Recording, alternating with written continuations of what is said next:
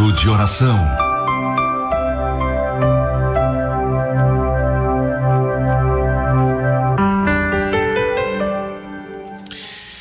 Queridos, vamos meditar na palavra de Deus, palavra esta que é a nossa bússola.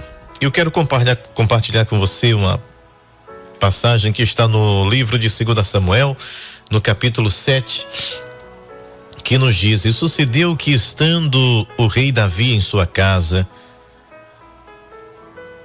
e tendo o Senhor lhe dado descanso de todos os seus inimigos em redor, disse o rei ao profeta Natã: Eis que eu moro em casa de cedro e a arca de Deus mora dentro de cortinas.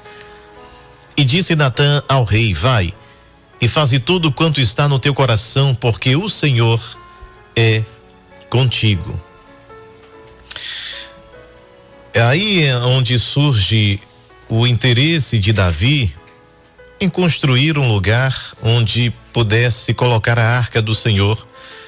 E ele faz essa comparação, dizendo: eu estou morando, né? Eu sou rei, moro numa casa de luxo, numa casa de cedro, mas a arca de Deus está num ambiente muito simples, morando ali dentro de cortinas. Havia essa preocupação de Davi. E a resposta do profeta Natã é: vai,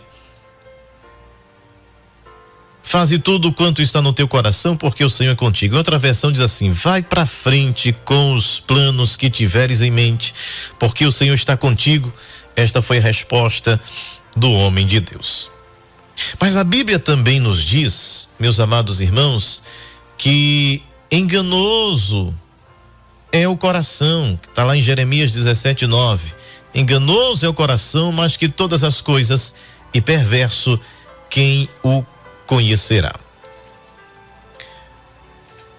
Quando Davi coloca em seu coração em fazer uma casa para que a arca pudesse habitar, estar ali, ela que simbolizava a presença de Deus, é um gesto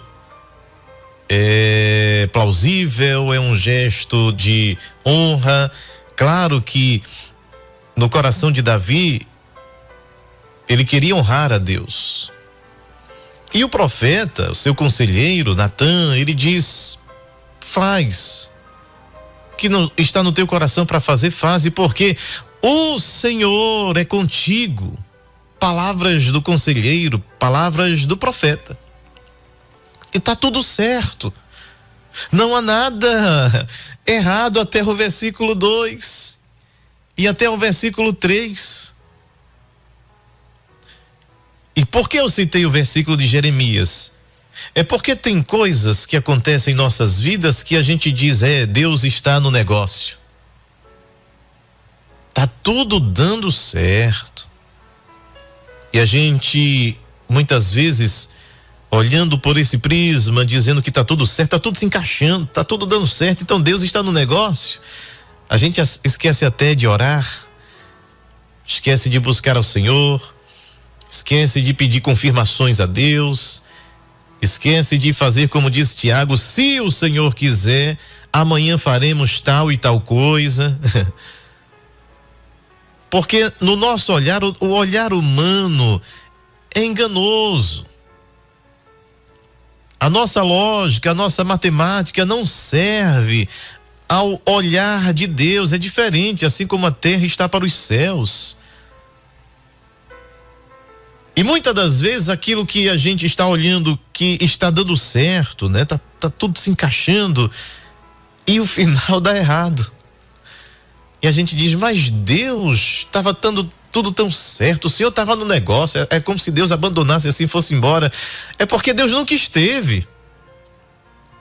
Que eu nunca pedi uma confirmação para Ele.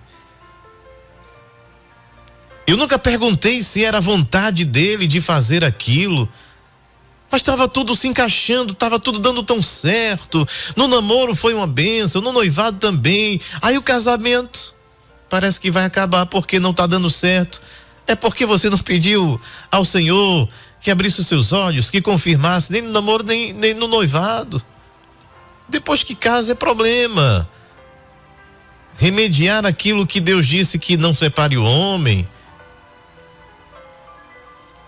E isso se aplica a várias áreas da nossa vida, que a gente diz, está dando certo, glória a Deus, olha, está tudo se encaixando direitinho, e a gente esquece do principal, de consultar a Deus. É interessante porque tudo que Davi ia fazer, se ia uma guerra, consultava ao Senhor. Cada passo que dava, consultava ao Senhor. Mas aí, obviamente, foi a chancela do profeta. A intenção do coração não é o problema. Se a gente averigua e diz, olha, eu quero fazer alguma coisa boa. Mas aí vem a chancela de um profeta e diz, faz tudo que está no teu coração, porque Deus é contigo, pronto, então tá dando tudo certo. Glória a Deus por isso. Veja que o Saul, né, que foi o capitão do povo de Israel antes de Davi, ele ofereceu sacrifícios. E qual é a justificativa dele para Samuel? Olha, eu queria oferecer sacrifícios a Deus, eu escolhi os melhores dos bois. A intenção é boa. Ele não fez, entre aspas, nada de errado no sentido de querer oferecer a Deus o melhor, de querer ofertar a Deus o melhor. A intenção é boa, porém, antes havia uma ordem. A ordem devia ser cumprida plenamente, 100%. E Deus, através de Samuel, diz, olha, melhor é obedecer do que o sacrifício. Sacrificar agora, sendo desobediente a Deus. Deus não quer sacrifício de tolo. Ah, mas eu ofereci o melhor, eu escolhi o melhor. É boa a intenção do coração. Há um provérbio popular que eu não concordo, mas diz assim, de boas intenções o inferno está cheio. Na verdade, o inferno não tem nada de bom, né? Mas o que ele quer dizer é, às vezes as boas intenções não carrega a verdade, não carrega a vontade de Deus. E eu preciso ter o discernimento de que esse meu projeto está de acordo com a vontade de Deus.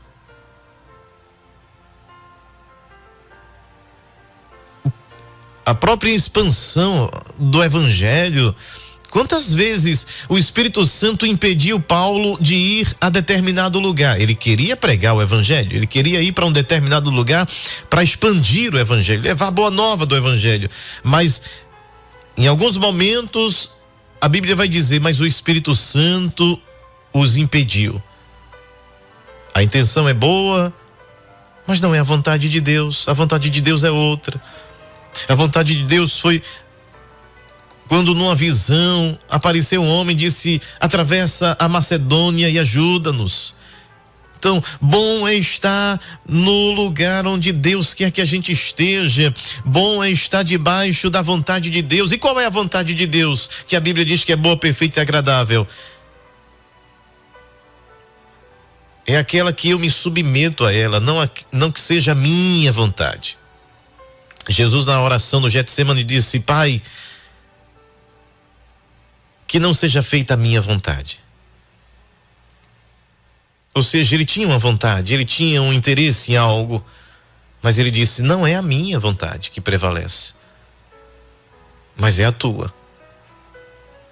Pai nosso que estás nos céus, ele nos ensinou, seja feita a tua vontade nos céus, olha, e na terra. A minha intenção é boa, mas é a vontade de Deus. A pessoa que eu escolhi é uma boa pessoa, mas é a vontade de Deus. O negócio que eu vou abrir é bom, mas é a vontade de Deus. A mudança que irei fazer é para melhor, mas é a vontade de Deus. Tudo deve estar debaixo da vontade de Deus. E Deus não deixa a gente só.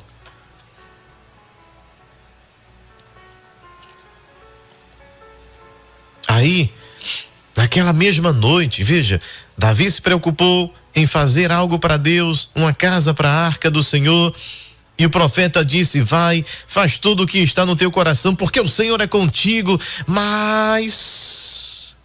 Porém, naquela mesma noite veio a palavra do Senhor a Natã dizendo: volta. Nada do que você falou está de acordo com o que eu projetei. E diz a Davi: assim diz o Senhor: edificar-me-ás uma casa para minha habitação? E aí vou ler o texto porque não dá mais tempo, mas depois você vai lendo. Deus dizendo: eu habitei entre vocês, entenda, no tabernáculo. Eu nunca exigi de ninguém, nunca exigi de Moisés um lugar para me edificar. Não. Nenhum chefe de Israel, nenhum dos meus pastores, nunca lhes perguntei por que não constrói um belo templo de cedro ou uma bela casa. Não. E o Senhor disse: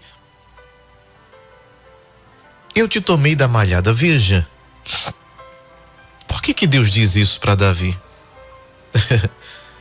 Escolhi para ser líder do meu povo quando eras apenas um pastor de ovelhas, apacentando o teu gado pelos prados. Estive contigo por onde quer que andaste, destruísse os teus inimigos, tornei o teu nome maior ainda que é, de tal forma que serás um dos homens mais famosos do mundo. Aqui uma outra versão que estou lendo. É como se Deus, e parece ser a intenção de Davi, querer fazer ou projetar algo que lhe trouxesse assim uma certa vaidade, um certo poder, e Deus dizendo: ei, cuidado. Essas boas intenções que muitas vezes querem apenas massagear o ego, que por trás ou por detrás de determinados atos e atitudes querem apenas mostrar um ato heróico, poderoso, que se esconde por trás de uma pseudo-humildade. Lembra de Uzá quando os bois tropeçaram, quando Davi tentou transportar a arca, os bois tropeçaram e Uzá segurou a arca e Deus o fulminou. A Bíblia não fala, mas qual era a intenção de Uzá?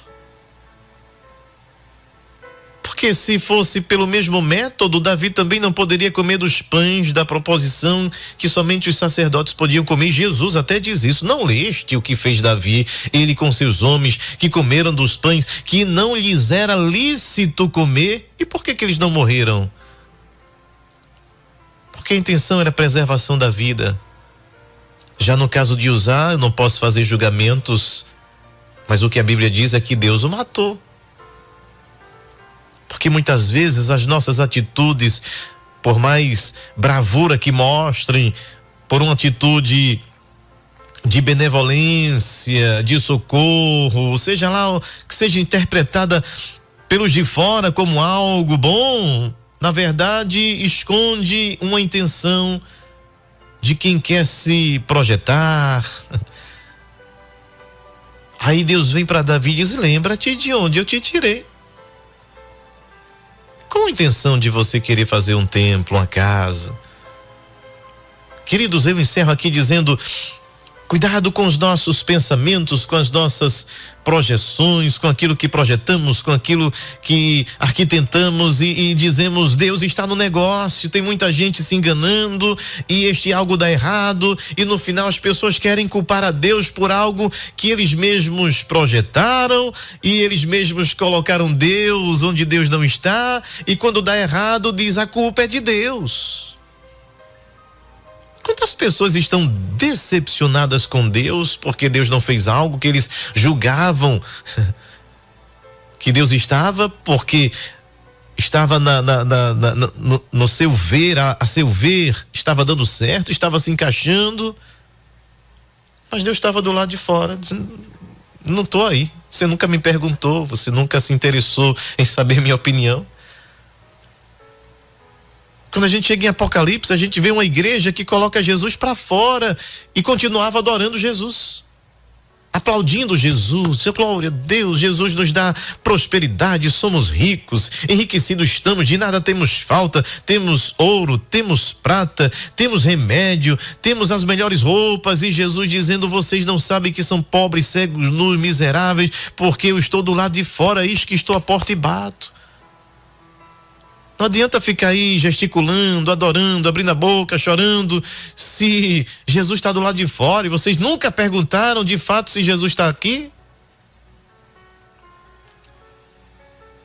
Tão enganoso é o coração. Quantas das vezes a gente diz: Deus está no negócio, e Deus não está? Que essa palavra é para mim, eu possa abrir os meus olhos espirituais, eu possa perguntar a Deus se é a vontade dele, porque a vontade dele deve prevalecer, porque a vontade dele é boa, perfeita e agradável. Mesmo que no princípio desse projeto, quando Deus está no projeto, parece que está tudo dando errado, e geralmente acontece o inverso, né? Quando tudo está indo bom demais, às vezes Deus não está no negócio. Aí quando parece que tudo está dando errado, se a gente está firme na palavra, está no Senhor, né? Porque às vezes dá errado porque eu estou vivendo uma vida errada, entenda. E eu sempre trago como exemplo a José. Parecia que tudo estava sempre dando errado na vida de José, quando na verdade Deus estava, porque José temia ao Senhor. Essa é a diferença. E às vezes parece que está tudo dando errado, mas há uma comunhão com Deus, e a gente vai entendendo que é este processo, que devemos passar por isso, que é Deus nos provando, nos moldando e nos direcionando. Bom é estar na vontade do Senhor. Não adianta edificar um templo, um palácio dedicado ao Senhor, quando o Senhor não quer isso. Às vezes ele só quer a simplicidade de um coração contrito, quebrantado, que lhe obedeça, que lhe honre, que honre os demais à sua volta, que fuja da aparência do mal, que fuja do pecado, que fuja da língua venenosa, que fuja do fuxico, da mentira, do engano, do disse-me-disse. Porque Deus não se impressiona com as coisas que me impressionam. As coisas que me impressionam, geralmente, quase 100% de certeza, que não impressionam a Deus. O que impressiona a Deus é a oferta da pobre viúva. O que impressiona a Deus é alguém que não é judeu, que não conhecia a lei, que não conhecia nada, e diz assim: eu não sou digno que entres debaixo do meu teto, mas se o Senhor disser uma palavra, o meu servo será curado. As coisas grandes para Deus é alguém que diz: eu sei que eu sou gentia, que eu sou uma cachorrinha, que eu não tenho esse pedigree judeu, mas até os cachorrinhos comem das migalhas que caem da mesa do seu Senhor. E Jesus diz: vai, mulher, a tua fé te curou. A menina está curada, o demônio saiu. São essas coisas que agradam a Deus. Não se impressione com as coisas que seu coração diz que é grande, que está dando certo, que Deus está no negócio, porque isso pode nos trazer engano. Poderia aqui trazer o exemplo do profeta jovem, do profeta velho, mas o tempo não nos dá mais, não nos permite. Mas eu creio, em nome de Jesus, que você entendeu esta palavra. Pai querido, Pai amado, te louvamos, Senhor, e te agradecemos nesta manhã, neste dia. Muito obrigado por tua palavra, por tua revelação. Ajuda-nos, Senhor, abre os nossos olhos, nos dá entendimento, que possamos a cada passo da nossa vida sermos direcionados pelo teu Santo Espírito. Continua abençoando a cada lar, a cada vida, a cada família neste dia, no nome santo de Jesus. Amém.